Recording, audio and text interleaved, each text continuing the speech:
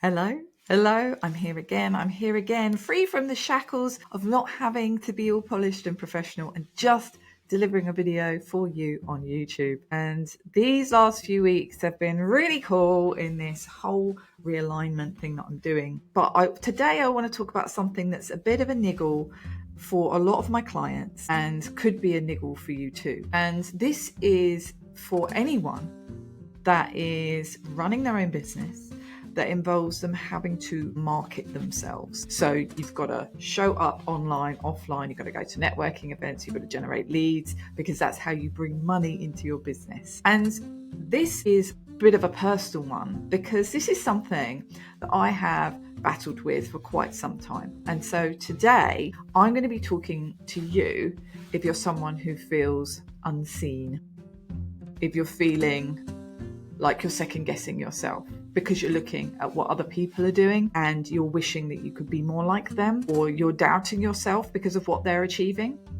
And then this then has a exacerbating effect because you're imploding in on yourself and you shrink back rather than moving forward. You let more fear get in the way rather than showing up and being visible. This is for you. This is what I'm going to talk about today. And I will say that for me, my personal journey, this has always been an issue. It's always been a problem because I've got a fundamental personality type that leans more towards what I call compassionate hesitation. And that means that I lead with care. I feel before I think. I care about what other people think.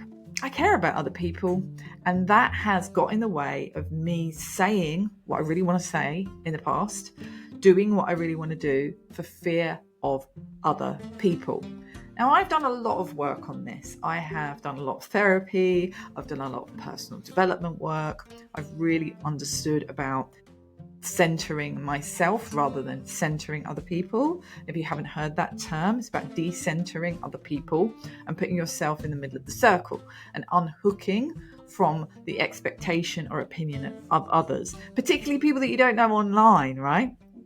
Because this could be a thing that can really stop us from showing up. It could be a real blocker to us being visible. It's a problem, it's an issue, and it's something that has really, really affected me in the past. And it still affects me now. I go through seasons of my business where I feel like I'm lacking in the energy to get visible, to say what I want to say. I am concerned about what others think. It still happens, but I've done a lot of work on it. But let's have a look at the problem in a bit more detail. So you're seeing other people with their slick messages and their louder energy, and you know that you probably don't have that same loud energy as them, right? So then you put yourself in a less than position. You put yourself in a one down position, you put them in a one up position. Well, you've got to stop that right away because you are equal to anybody else. You are worthy just as they are. You are okay and they are okay. Just because someone has a louder energy doesn't mean that they're better than you. Doesn't mean that they are brighter than you. It just means that you've got to find a way to feel okay about saying what you want to say. You might feel unseen in rooms where other voices dominate with ease. So that could be a networking event. It could be an event where, you're needing to speak up, you're wanting to speak up. It could be if you work in the corporate world in meetings. I work with a lot of leaders where they are generally quieter in meetings because the louder voices dominate. And you might be second guessing yourself, not because of the lack of insight, because you're incredibly self-aware, but because maybe you've got this internalized doubt. You've got that imposter on your shoulder going, no, don't say it, don't do it. That then makes you feel a bit stuck in your head. All the words you want to say get kind of clogged up and jumbled. And so you don't say anything because what you really want to say, you fear getting it wrong or not sounding enough or not sounding right or not sounding clear enough or not sounding bold enough. And where does this happen? Well, it happens everywhere. It happens every time you pick up your phone and you scroll through LinkedIn, or you scroll through Facebook, or you scroll through Instagram, or you scroll through TikTok, or wherever you're scrolling, wherever you're doom scrolling at late at night, or wherever you're doing that, and you're seeing someone maybe less experienced than you getting all the engagement, getting all the likes, getting all the praise, getting all the people up in the comments. And that makes you feel some sort of way. It makes you feel a bit triggered. It makes you feel like you're not doing good enough. Also, it could be maybe in a meeting, could be in a virtual or a real life meeting where you've got an idea, you want to put it forward, but you're feeling overshadowed, and so you just don't bother saying anything. Also, when you might draft a post, you want to say something on LinkedIn, wherever it is, you go to draft the post, you delete it because you say you weren't ready, it's not clear enough, and you just don't want to do it. And when you see someone else share a version of your idea with confidence and it lands, it makes you feel like you can't say anything because you're copying and you don't know how to differentiate yourself. I've been there in every single aspect of this.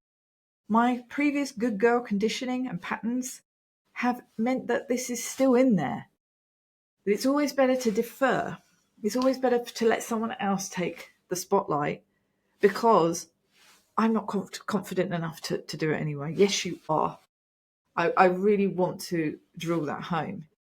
Don't let your voice go unheard. It's important.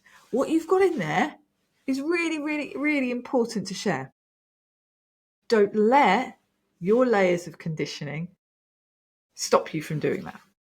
And it's easier said than done, but I want you to rewire those patterns, rewire those behaviors. And the best way to do it is get clear on what you want to say.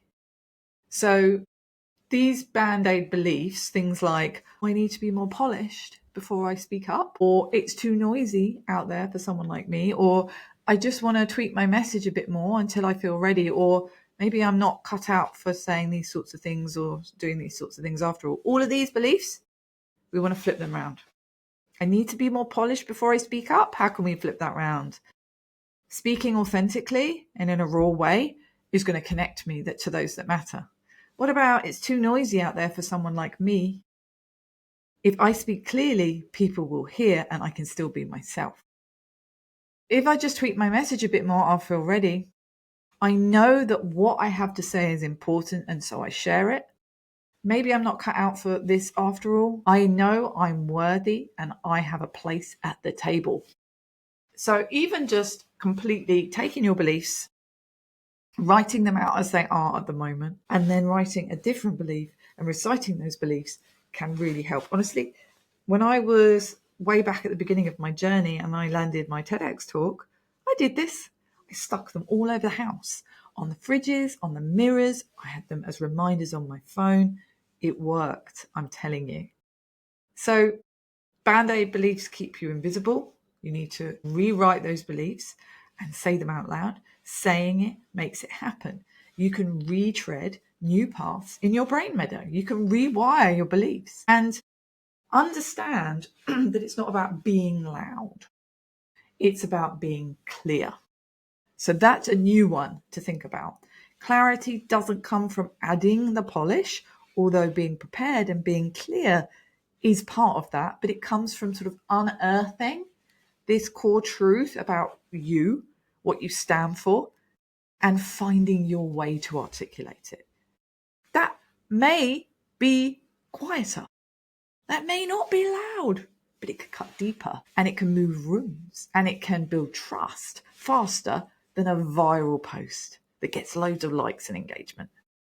So it's really important to know that you're worthy of delivering these messages, even if you're quieter.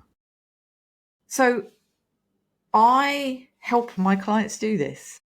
And I really have an affinity with those clients that might be more introverted, that might feel more shy, that might have struggled with their self-esteem or confidence in the past, that may have some good girl conditioning, because I am that person. Yes, it is a journey, not a destination, but I've done a lot of work in that area and I feel more bold to say what I want to say now without fear of what other people will think. And I want that to become possible for you. So you're no longer drowned out in rooms, that you lead them.